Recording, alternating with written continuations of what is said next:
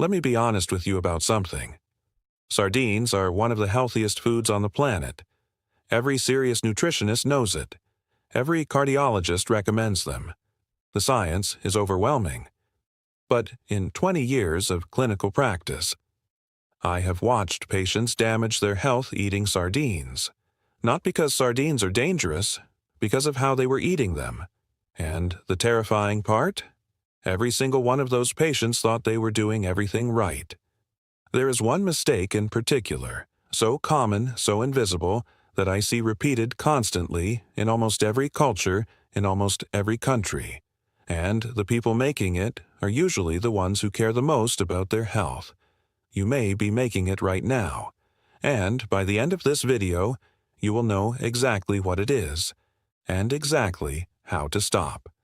Stay with me, because what I'm about to show you will permanently change the way you look at this food. I've been practicing medicine for over 20 years.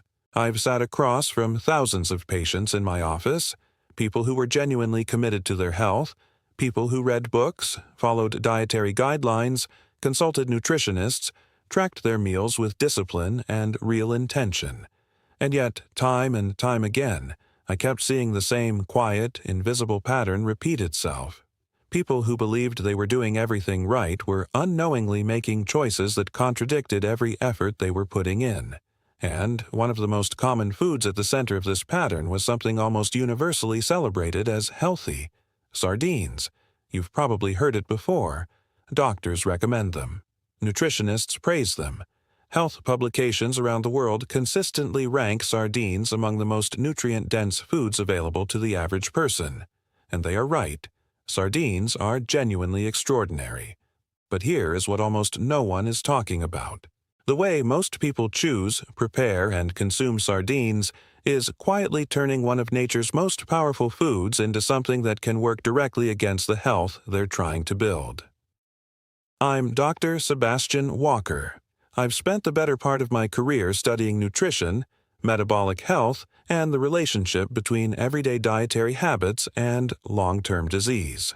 And today, I want to have an honest conversation with you, the kind of conversation that doesn't happen often enough between physicians and the public. Because the mistakes I'm going to describe aren't rare, they aren't obscure, they are happening in millions of kitchens in hundreds of countries every single day. And most people have been repeating them for years without ever realizing the consequences. So before we go any further, I want to ask you something directly. When was the last time you really thought about how you were eating sardines? Not just whether you were eating them, but how. Which type you chose, what you combined them with, how you prepared them, how often you consumed them, and what happened to the ones you didn't finish. If those questions feel unfamiliar, you are in exactly the right place. And before I continue, because what I'm about to share is the kind of information that genuinely changes daily habits, I want to pause and ask you something. If you are someone who believes that understanding what goes into your body is one of the most powerful investments you can make in your future, then this channel was built for you. Subscribe right now so you never miss a conversation like this one. And drop a comment below. Tell me where in the world you are watching from. Every single time I ask that question, I am genuinely moved by the answers. People from Brazil, from South Africa, from Japan, from Germany, from Australia, from the Philippines, from Canada, all connected by the same desire to live with more awareness, more intention, and better health. Tell me your country. Tell me how sardines are eaten where you come from. That conversation matters to me more than you know. Now, let's get into the heart of it. The first thing I need you to understand is this. Sardines themselves are not the problem. I want to be absolutely clear about that from the beginning, because nothing I say today is meant to frighten you away from this food. When you look at the nutritional profile of a sardine, you are looking at something genuinely remarkable. They are one of the richest dietary sources of omega-3 fatty acids on Earth, specifically EPA and DHA, compounds that have been studied for decades for their role in reducing systemic inflammation, supporting cardiovascular function, protecting brain structure, and regulating the complex hormonal signals that govern metabolic health. Sardines contain high-quality complete protein, delivering all essential amino acids the body cannot produce on its own. They are rich in vitamin D, which a staggering proportion of the global population is chronically deficient in. They contain vitamin B12 at levels that exceed the recommended daily intake in a single serving. They offer calcium, particularly when consumed with the small edible bones, at the concentrations comparable to dairy products. They provide selenium, a trace mineral with critical antioxidant and thyroid-supporting functions. And because sardines are small, short-lived fish that sit low in the ocean food chain, they accumulate far less mercury and heavy metal contamination than the larger predatory fish many people consume far more frequently. In theory, sardines should be close to a perfect food, and they can be. But the path between theory and practice is exactly where the danger hides, and it doesn't announce itself. It conceals itself inside habits that feel completely normal, choices that seem reasonable, and combinations that appear entirely harmless. Let me walk you through what I've observed, in my clinical practice and across the broader nutritional literature, about the most significant mistakes people make when eating sardines. The first mistake, and perhaps the most widespread one, involves something most people never even examine. Not the fish, the liquid surrounding it.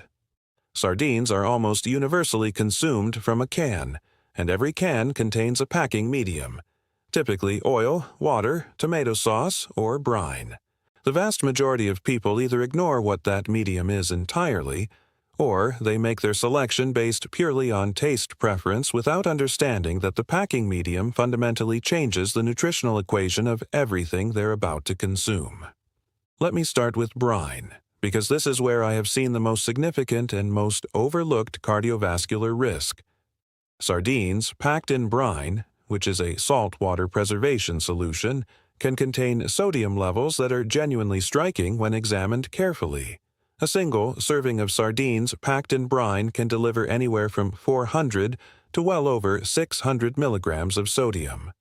To place that in meaningful context, many health authorities recommend that individuals with elevated blood pressure, existing cardiovascular risk factors, or kidney concerns limit their total daily sodium intake to between 1,500 and 2,000 milligrams. A single small can of brine sardines can consume a third or more of that entire daily allowance in a single sitting. And here is what makes this particularly painful to observe in a clinical setting. Many of the patients I have seen consuming sardines regularly were doing so precisely because they were trying to protect their cardiovascular health. They had read about omega-3 fatty acids. They understood the connection between inflammation and heart disease.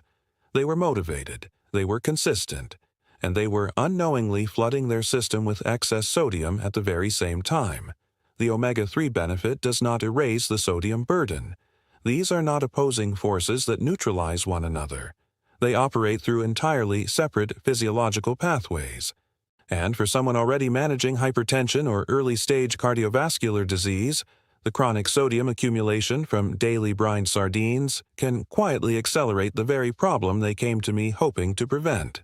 The solution here is far simpler than people expect.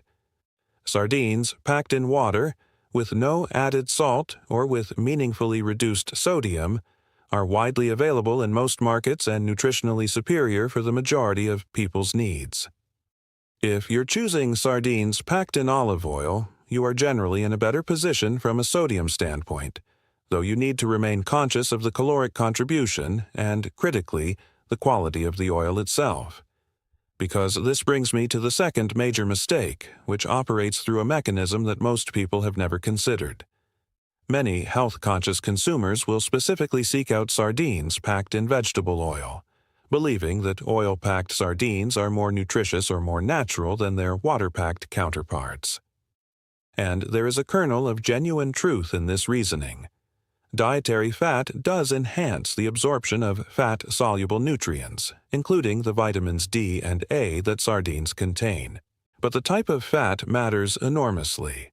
And this is precisely where the problem lives. Most commercially available sardines packed in oil use refined vegetable oils, commonly sunflower oil or soybean oil. These oils are disproportionately high in omega-6 fatty acids. Now, omega-6 fatty acids are not inherently harmful. They are classified as essential fats, meaning the body requires them and cannot synthesize them independently. The problem is the ratio between omega-6 and omega-3 in the overall diet. Human beings evolved consuming a dietary pattern where these two essential fats existed in a ratio of roughly 1:1, perhaps 2:1 at the outside. In the contemporary Western diet, that ratio has shifted dramatically and in many cases catastrophically.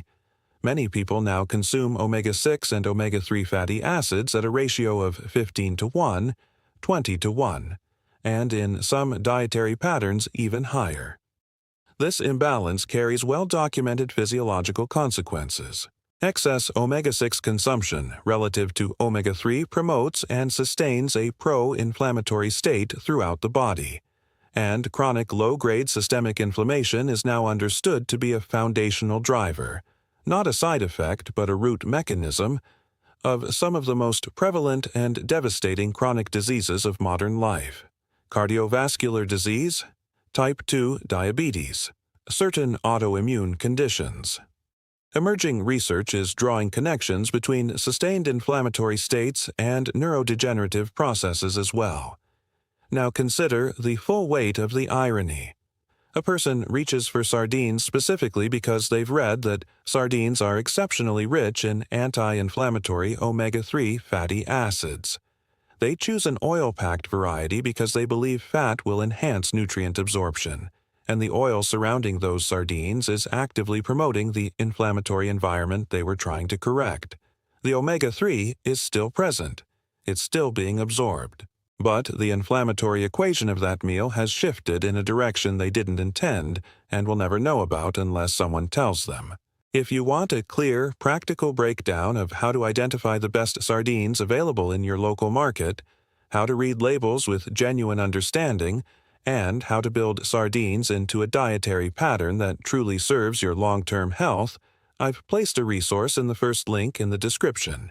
It covers everything we're discussing today in a format you can return to whenever you need it. Now, the solution to this second mistake is, again, simpler than the mechanism behind it. If you are going to consume sardines packed in oil, and there are reasons you might genuinely prefer to, choose sardines packed specifically in extra virgin olive oil. Olive oil is composed predominantly of oleic acid, a monounsaturated fat, and carries a dramatically more favorable omega-6 profile than refined vegetable oils. It also contains its own polyphenol compounds with documented anti-inflammatory properties.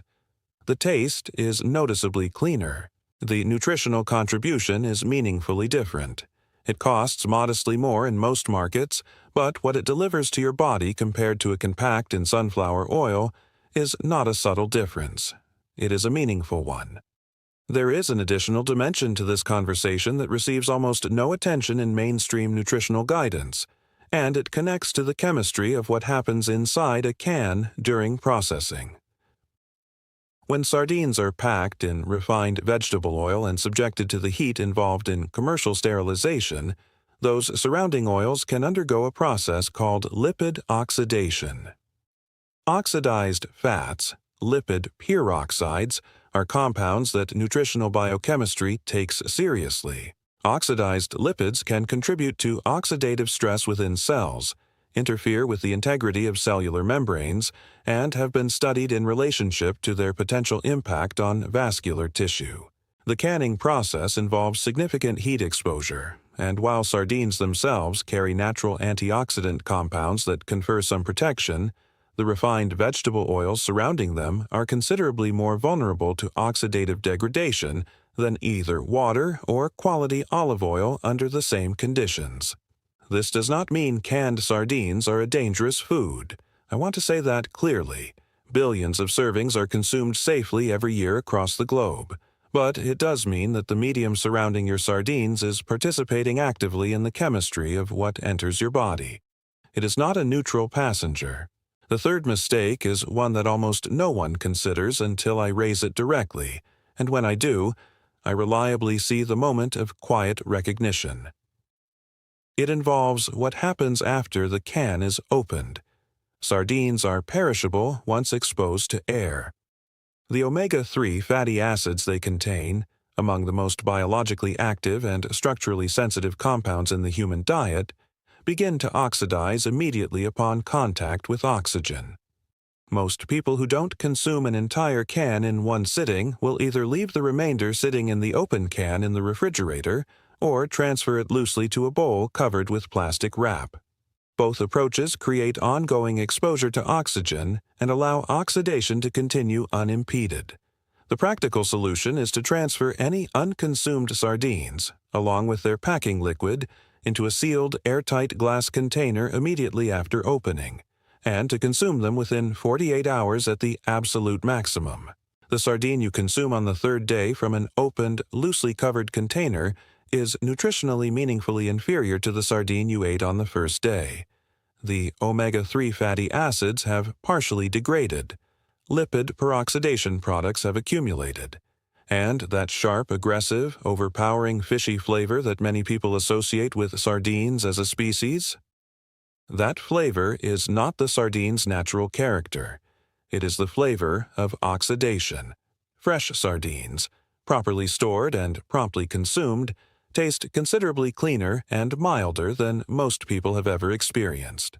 The fourth mistake operates at the level of meal composition, and it is perhaps the most subtle of everything we've discussed because it doesn't involve the sardine at all. It involves what surrounds it on the plate. Sardines are extraordinarily commonly eaten alongside highly refined carbohydrates. Sardines on white crackers, sardines on white toast, sardines in a sandwich constructed from processed bread. These pairings are culturally normalized across dozens of countries. They're convenient, and from a taste perspective they work well. But metabolically, they create a situation where the rapid glycemic response generated by refined carbohydrates occurs in direct overlap with the consumption of a high-protein, high-fat food. The consequence isn't catastrophic in an isolated meal, but habitual pairing of sardines with high glycemic foods means consistently generating unnecessary blood sugar spikes alongside a food that should be contributing to metabolic stability. Sardines, paired instead with whole grain bread, with leafy vegetables, with legumes, with avocado, with a simple tomato and cucumber preparation, as they are eaten traditionally in many Mediterranean and coastal cultures, create an entirely different metabolic response. The protein and fat content of the sardines help moderate the glycemic curve of the accompanying food. The meal as a whole supports sustained energy, genuine satiety, and the kind of stable blood sugar environment that protects metabolic health over time. I also want to address the question of frequency, because it requires careful nuance that is often missing from popular nutritional content. Sardines are frequently presented as a food appropriate for daily consumption by everyone, without qualification. And for most healthy adults, eating sardines several times per week is genuinely beneficial and presents no meaningful concern. But there are specific populations for whom frequency warrants more individual consideration. Sardines, being an animal protein, contain purines, compounds that metabolize into uric acid through normal digestive processes. For individuals with a predisposition to gout, or those with a documented history of elevated uric acid levels, very frequent sardine consumption can be a contributing factor in symptomatic flare-ups. This does not place sardines off-limits for these individuals. It means that frequency is not a one-size-fits-all recommendation, and that individual metabolic context always matters. Similarly, while sardines carry significantly lower heavy metal burden than large predatory fish, they do exist within an ocean environment that contains trace environmental contaminants. For most adults consuming sardines 2 to 4 times weekly, this presents no meaningful health concern under current scientific understanding. For pregnant women and young children, who carry heightened physiological sensitivity to certain compounds, it is worth maintaining awareness of total weekly seafood consumption across all sources. What I want you to take from this conversation is something broader than any individual mistake on this list. It is a different relationship with the question of how you eat, not only what you eat. Because in my experience across 2 decades of clinical practice, the most consequential health decisions are almost never dramatic. They are not about the difference between a dangerous food and a safe one. They are about the small, repeated, invisible habits that accumulate across months and years without ever drawing attention to themselves. The type of oil in the can you reach for without thinking. The crackers you pair automatically because that's simply what you've always done. The open tin sitting in your refrigerator for 4 days because you assumed it was still fine. These are not dramatic errors. They don't feel like mistakes in the moment, but they are the kinds of choices that add up, slowly, quietly, and over time, into consequences that eventually do demand attention. And the most transformative thing any of us can do for our long-term health is not to find a more exotic supplement, or follow a more restrictive protocol, or eliminate entire food groups based on the latest trend. It is simply to become aware. Not anxious, not obsessive, not fearful of food. Just genuinely, calmly, accurately aware of what our daily habits are actually doing inside our bodies, so that we can make choices that reflect our intentions rather than contradict them. Sardines, chosen with attention and eaten with awareness, are one of the most extraordinary tools available for supporting cardiovascular health, protecting brain function across a lifetime, maintaining metabolic balance, and providing dense nutrition efficiently and affordably. That food is worth understanding. That food is worth getting right. For those who want a practical, organized guide to everything we've covered today, how to select the best sardines, how to interpret what you're reading on a label, which combinations to favor and which to reconsider, and how to integrate sardines into a weekly dietary pattern that genuinely serves your health, there is a resource in the first link in the description. It is there for anyone who wants to go deeper. I'm Dr. Sebastian Walker, and this is precisely why I make these videos. Not to create anxiety around food, not to make eating feel complicated or fraught, but to offer the kind of honest, evidence-grounded perspective that every person deserves access to. The kind of conversation that the medical community should be having with the public far more often than it does. If something in this video gave you a new way of thinking about what you eat and how you eat it, I want to ask you to do something simple. Subscribe to this channel because we go deeper every single week into the hidden dimensions of everyday health decisions. And then go to the comments right now and tell me, where in the world are you watching from? What country? What culture? How do people eat sardines where you live? What surprised you most in what we discussed today? That conversation is real, it is ongoing, and it matters to me genuinely. Take care of how you eat. Take care of how you live. And I will see you in the next one.